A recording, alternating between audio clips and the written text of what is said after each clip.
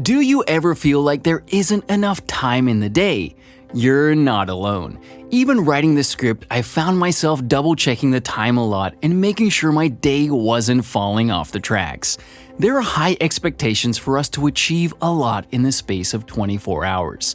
We have our jobs, family obligations, housework, and leisure time, and we need to sleep at some point. It can often feel like it's all too much. Thankfully, we can make changes to try and reclaim some of the day and use it to our advantage. What are poverty of time and time anxiety? In this video, I want to talk about the concept of poverty of time. This sounds pretty drastic at first. Surely poverty only relates to money, right?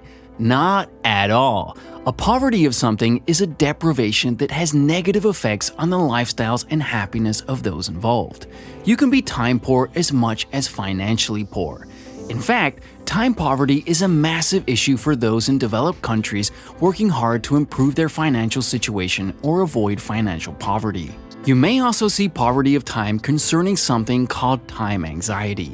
This is where that feeling of being constantly lacking in time develops into a state of anxiety and allows for greater distress. You might see some people refer to time poverty as a first world problem. We're all rushing around trying to do too much in our lives when much of what we want to do isn't essential. For example, you might see people experiencing time anxiety because even though they work 40 hours a week and keep the house clean and family fed, they don't have any time for hobbies and leisure. To that, I would argue that hobbies and leisure are indeed highly essential for our enjoyment of life and mental health. We need something we can turn to for me time. Also, it isn't selfish to want time to be creative, to learn a new skill, to relax watching movies or sports, or anything else that brings joy. With all that in mind, I want to share with you some guidance on what you can do when you feel time anxiety creeping up on you and you want to avoid the stresses of poverty of time. Number 1. Acknowledge that you feel overwhelmed. Acknowledging the problem is half the battle. We don't want to admit to poverty of time or time anxiety in case it makes us look weak and incapable. We don't want to lose out on the opportunities to do things, so continue to pile up our plate until exhausted. The important first step is saying that you've had enough and want to find a way out of time poverty. Number 2. Understand where time is spent and wasted. We don't always realize how much we do in a day until we sit down and write everything out. This can be quite alarming to not just see how busy we are, but how much time we waste.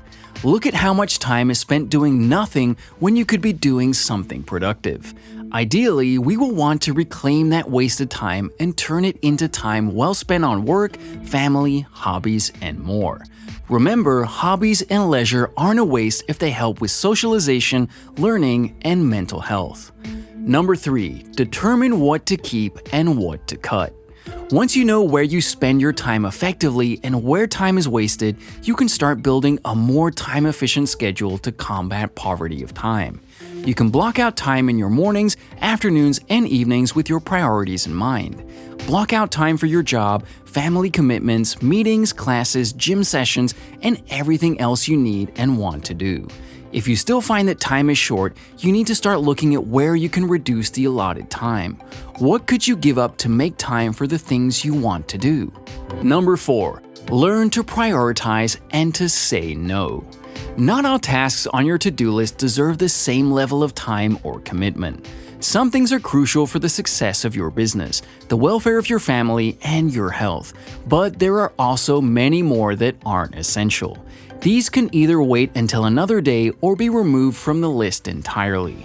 The problem is that we can struggle to say no to people and pack too much into a day. Saying no gives us power and lets us reclaim control over our day. It also makes time spent with those people more special and enjoyable when you have the time to appreciate it.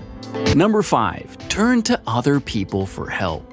If you find that you're short on time and struggling to get everything done, you might want to outsource to other people. There are different ways of doing this. You can talk to your family about sharing household tasks a little more to reduce your workload. The same is true for your team in the office if work-based projects get overwhelming. This is where my video on how to delegate effectively might help. Depending on your financial situation, you might also choose to hire help, such as a cleaner, dog walker, or someone to watch the kids for an hour. On that note, enrolling kids in after-school and weekend clubs and classes may also free up some time for other things. Number 6. Consider time management apps to track your progress. This is one that people will either love or hate. I know that some people really struggle with time trackers because they structure days too much and highlight how limited our time is. This can be a problem for all those with time anxiety, and the trackers end up being counterproductive. Still, I recommend giving them a try to see how much time is spent on different types of tasks. You might get to see areas where you can improve with better visual references, notifications, and reminders. Number 7. Look into some time-saving tech to reduce your efforts. In addition to time management apps, it's a good idea to look at other tech that can save you time in some way. One of the best areas for this is time for housework and chores. Let's be honest, this is the group of tasks we probably want to cut down our time on the most. Investing in some efficient appliances, or maybe even some robotic ones, could help in the long run. Smart speakers and similar hubs can link our appliances and save us minutes here and there. Number 8. Get a better night's sleep and wake up with purpose. Getting enough sleep will help you make the most of your time. This doesn't mean cutting back on sleep to work late into the night or getting up too early if you aren't a morning person.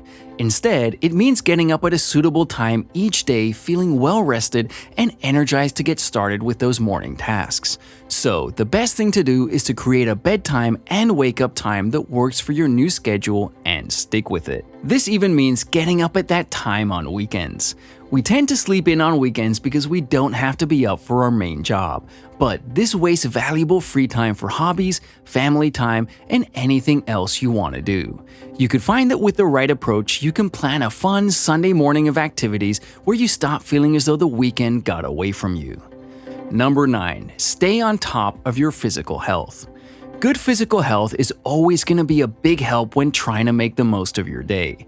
Naturally, there will be days when we all struggle with illness and can't find the strength or cognitive ability to do what needs to be done. These may be difficult to avoid, especially with any winter viruses going around. But we can still take care of our health with our diets, exercise regimens, supplementation, and more. You aren't necessarily gonna make better use of your time with too much caffeine keeping you up all night or too much sugar causing crashes. Number 10. Check in with your mental health.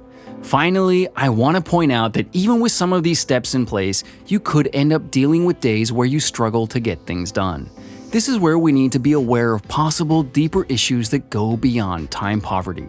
If you have a new schedule in place, every intention of using a tracking app, and know how you'd like to spend your time but still can't get them done, there may be a motivational issue. You may be stuck in a rut. If so, I recommend checking out my video on that for further guidance. Then you can tackle your time poverty issues with greater ease. You don't have to stay stuck in time poverty. Hopefully, this video has shown you that there is a way out of poverty of time where you can ease time anxiety and regain control. Thank you for taking the time to watch. Please like and share with those that may benefit from it too, and remember to check out my other video on how to quickly get out of a rut by clicking the thumbnail right here.